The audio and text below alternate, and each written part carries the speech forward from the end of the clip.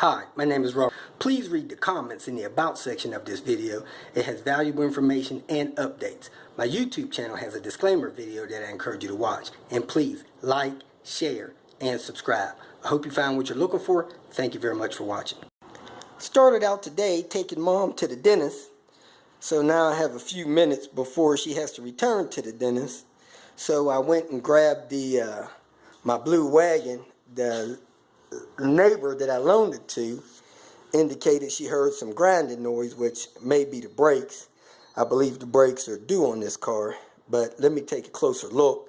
I also need to retorque the spacers anyway, and I have the pad, so I may just go ahead and do a quick brake job on it before I move on to the next task for the day. I noticed that it looks like somehow or another the person I loaned the car to has lost the fog light cups. You see my snatch tow hitch there, and the one on the other side, those were not missing, but they're missing now. At any rate, looks like the windshield wiper is twisted, and I have a radio for the vehicle. So let me go ahead and check the brakes. I didn't feel any grinding, but let's take a peek at them. The rear pads on the passenger side appear to be gone, but so does the rotors over there. So I'm going to take a close look at that. I may do the rear pads over there and figure out what I'm going to do about the rotors. May check a few cars out there in the salvage yard, see if there's any new rotors out there, and come back and redo this. There's that trim that goes on the back window here. The person that had it took the car through a automatic car wash. For what? I don't know. When you got paint looking like this, automatic car wash is not the place for it. But anyway, it tore that chrome off. I had to send them back to the car wash for it. So I'm going to put that back on one of these days soon. I may look for a better one at the salvage yard first. Then I had this corner marker light that was in fair condition, but I found one that was in a little better condition at the salvage yard. So I'm going to swap that over real quick.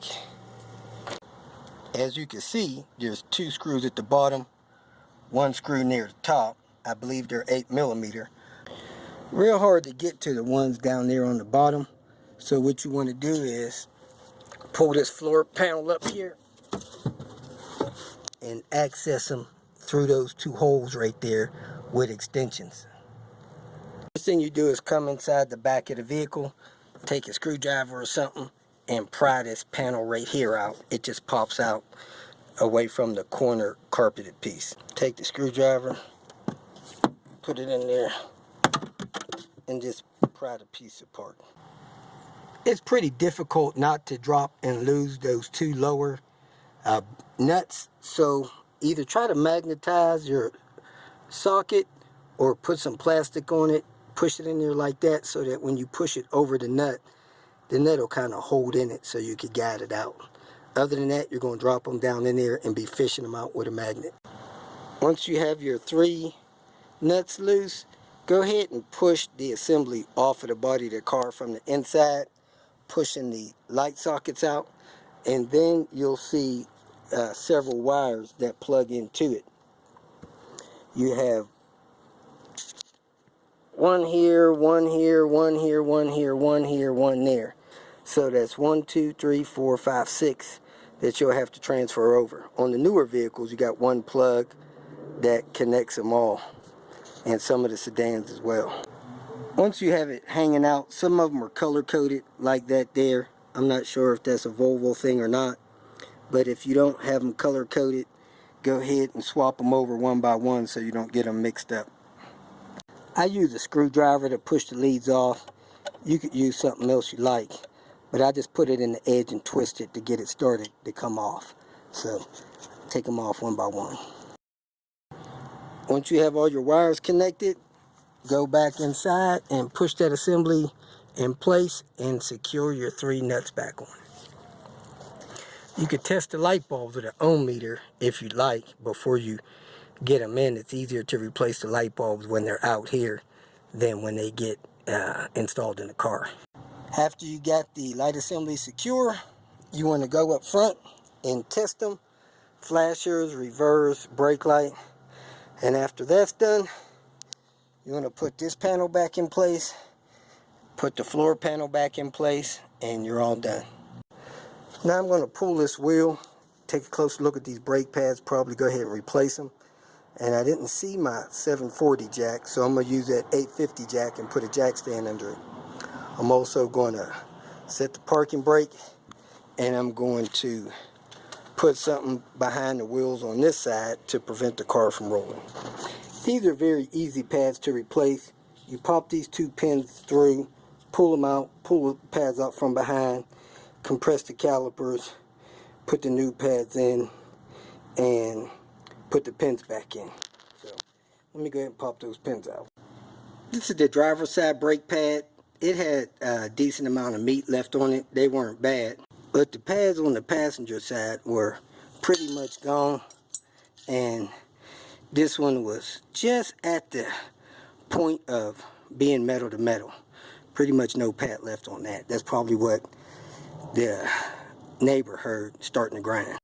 So I'm going to clean the rest of this stuff back out of this vehicle. Start taking some of this stuff to storage that needs to be in storage. I don't think I'm going to put the radio in it right now. I do have a radio for it, but I'm going to move on to my next little project.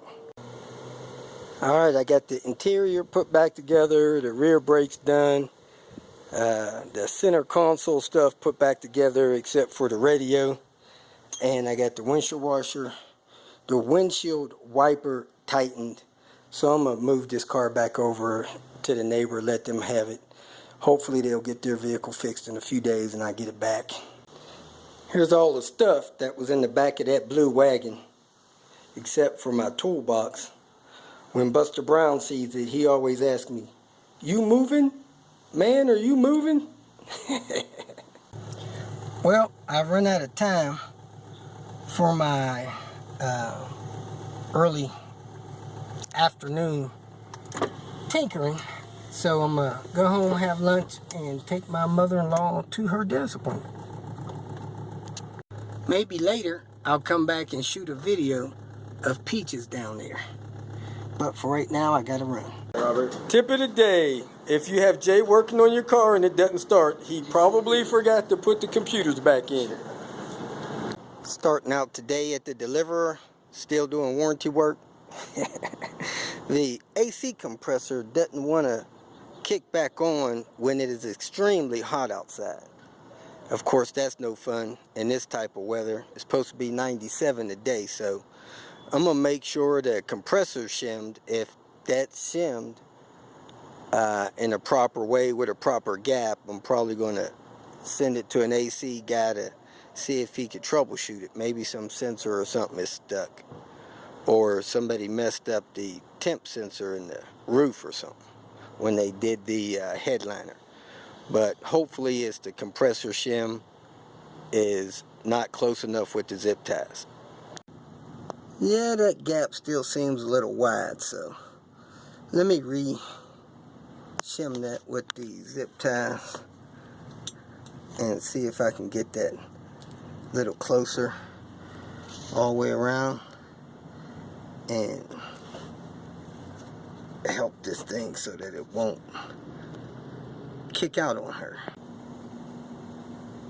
Okay, I got zip ties around it. I'm going to start the car, make sure the compressor clutch is not turning with the system off. Okay, the engine's running and the compressor is not engaged, so it still has enough gap to work properly. So I'm going to pull the car down and she'll let me know if it has any other issues. Got that done, check the oil. Man, that car's about 1.5 quarts low, so she runs it hard, she better keep the oil in it. I told her again. Getting up there close to my 300,000 mile mark. Just hit 291. On my way to go check out a Nissan Altima. It has some noise in one of the belt paths. We're going to see if it's in the timing belt path or the serpentine belt path. Headed to my storage to drop off a few things. See if this lady still has me locked out and if she's going to act crazy again today. If she does, or if I am, I'm gonna have to go to the main office and have a talk with those folks. So here goes nothing. The gate is opening. Maybe she's got some sense today. I'll see if she apologizes. I'm not looking for an apology, but I don't need to be harassed. So let me go put my stuff in storage. I got a dog running loose here now. Now I'm gonna take a few minutes, stop by the VA hospital so they could draw blood. Hear all this blowing and stuff going on. People getting road rage in the VA parking lot. Anyway, get blood drawn because I have my appointment next week for my annual physical. Well, a trip to the VA was kind of a waste. Didn't get accomplished what I needed to there. Then I had to reschedule another appointment I had because that didn't work out.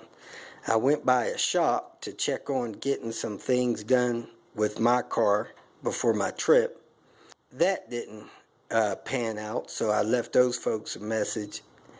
And now I'm back here to take a closer look at Peaches and see what's going to go on with that vehicle. I'm looking for my air pump so I can air up the tires and move it. Maybe get started on it today. It's getting hot. Afternoon. Probably won't do nothing until this evening. Introducing Peaches. That's short for low-hanging fruit. At any rate, it's a 1998, a very early 98 GLT model. It has a low pressure turbo, inline 5.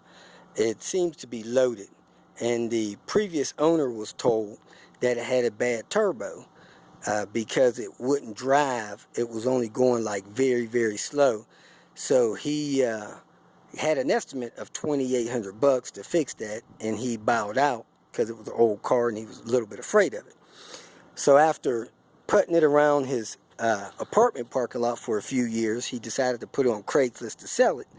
And I seen the Craigslist ad, had very little information in it, no picture. I went to see the car and purchased the car. He was asking $500, but he took, I think, a lot less than that for it. So here she is.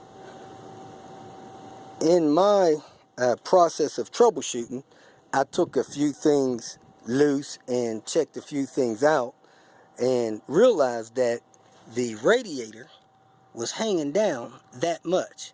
So it looks like about 3-4 inches. Because the radiator was hanging down, the previous owner likely drove up on a parking clip, and as you can see, here's the bumper and there's the intercooler. The intercooler's hanging down lower than the bumper about 3 or 4 inches. So he tore the bottom of the intercooler off. And that's what brought this car to a halt. He thinking it was a bad turbo, where actuality it was a bad intercooler. I pulled the intake tubes off and stuck my hand down into the turbo and realized the turbo was actually in good shape. That's when I looked under it and seen the intercooler torn apart, which I suspected from the radiator being low. And I did tell him that, but as with most of these cars, it needs several other maintenance item things like PCV system, full tune-up, timing belt, stuff like that. So those things cost money, and he was kind enough to sell it to me at a deal. Now, I did notice that the coolant reservoir is about empty. I'm not sure if that has anything to do with the radiator or not, but so I think there's a leak somewhere. It may be in the hoses or something in this radiator being dropped. At any rate, the hoses was holding it up. It's not all the way empty, so I'm not really that concerned about it. But the low coolant light is not lit, so at least the sensor's bad. The bottle looks pretty new. Maybe somebody didn't hook something up right, or it's got a bad sensor. At any rate, I have one of those. I'm going to put a sensor on there. Okay, and battery in it was dead, so I took it to AutoZone and they serviced and charged the battery for me. So the battery's good to go. So I'm also going to do the timing belt, because looking through the service records, the timing belt was replaced somewhere around 47,000, and that's about 60-something thousand miles ago, and nothing else was replaced when the timing belt was done. So I'm going to replace everything in that timing belt system. Then I'm going to replace the air filters and do anything else that's necessary to get this car serviced and serviceable up front here. It has headlight wipers. One of them is broken, so we're going to take care of that. This whole wiper clip thing is broken. Going to have to order one of those, I guess, from FCP. I got a battery clip for it. The windshield wipers are trashed on it. We'll get a pair of those. The windshield is cracked. I'm not sure if I'm going to replace that or not. That is a consideration. For some reason, this little door handle locking mechanism is twisted. So I'm going to go in there and see what's going on with that. But when I lock it and unlock it, it locks and unlocks. Not sure what's going on there. Most things in here looks good. This panel here was stretched and torn. So I found one in the junkyard. Buster Brown stashed it. Don't know where that is. So we'll find that and do something with that. And other than that, this interior is very nice. The seats are not torn. Somebody put a seat cover on it. He said it was on it when he bought it, so he just left it on there. It's a real sheepskin seat cover. So I'll take it off and offer it to whoever buys it. I'm going to put a heater core in there. Somebody broke off the handle that you use to adjust the tilt steering wheel. So I have one of those. I'm going to replace that. The interior of the car, in my opinion, is a 4 of 5 because the door panels are stretched. The headliner looks great. Somehow the mirror is loose, so I'm going to pull that down and see if that can be secured or if it needs to be replaced. The sun visor on the passenger side is sagging. I'll find one of those and replace that. It looks like, heck, they tried to fix that with tape, whatever that means. And but the headliner is nice and clean. The rest of the interior of the car is clean. The back of the vehicle, the struts hang it up pretty tight. The rear panel is on relatively tight. I see a clip is loose here. Other than that, the back of the car seems to be in really good shape. It has a cargo catching mat there. And because the guy was starting the car and driving it around the parking lot of his apartment complex, it was running extremely rich, and it's dumped a lot of fuel in the oil. So the oil needs to be changed. I'll probably do that right now along with the radiator. So I need to run and get the coolant for it. Actually, I'm just going to put water in there since I'm going to do the timing belt and water pump. So I'll just put water in there until I get my timing belt parts, and probably do that stuff here real shortly.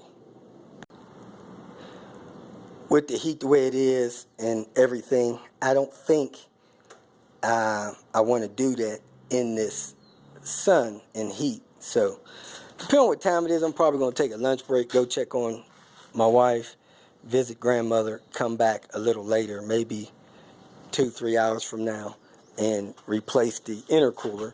And I got a radiator from the junkyard that looks like it was, within a couple of years old. So I got a used radiator there that I'm going to replace the old one with, mainly because of the mounts are gone. And then I have a intercooler here that I got from Buster Brown. So I'm going to get ready to take care of all of that stuff here today. Catch you later.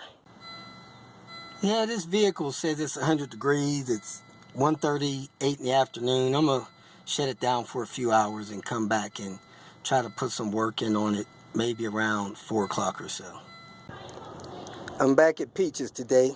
I'm committed to doing the timing belt and the intercooler and the radiator system. So let me get started with that. And I'm also going to do the water pump and everything while I'm at it.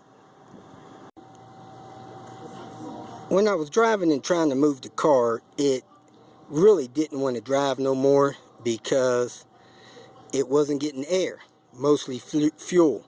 So I started getting black smoke out of the exhaust. And just now I pulled the spark plugs and you can see how they're covered with black soot because the car was running so rich. The guy was driving it around in his parking lot. And also that driving it around with this busted intercooler was causing fuel to get into the oil.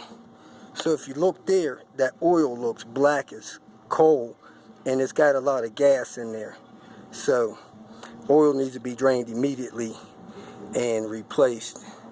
So I have new plugs for it anyway, so I'll be good to go. I have the timing lined up here with the 2 notches. Now I gotta see if the timing is aligned down here on this crank. So let's go down here and check that.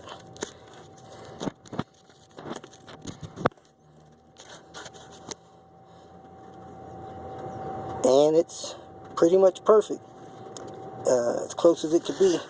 So I got the timing aligned. I'm gonna go ahead and remove the hydraulic tensioner bolts, drain the coolant system, and pull this belt off. Alright, I have the radiator and the intercooler out as a package. That's how that's supposed to be bolted together, in case you've never seen it before. But if you flip it over, you can see the tear in the intercooler. So that's how the intercooler was tore open and suffocating the car. Well, I figured out why the car wouldn't run. It was likely because it had no compression. There was so much fuel in the oil that the car didn't have enough compression to stay running. So I have the timing belt done.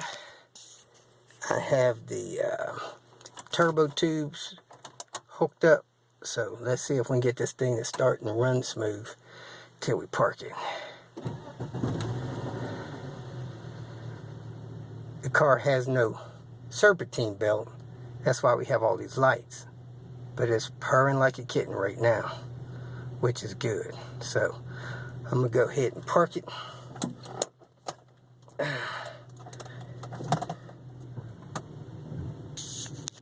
And oh, no power steering pump either. That makes it hard to turn. Let me put this phone down. Still purring like a kitten. Heard a horrible noise. I think it was the air pump trying to function. But I also changed the spark plugs in this car. And tomorrow I'll do the wires and likely the PCV system. So I also changed the oil. So let me go ahead and shut it down and get home. If you feel that this information was useful, please like it and share it with your social media friends. You can subscribe to my channel so that you will get notifications of future videos that I post. You can follow me on Twitter, and if you need to contact me directly, please visit my website. And if you have any questions, leave them below, and someone or myself will reply to them. Again, thank you very much for watching.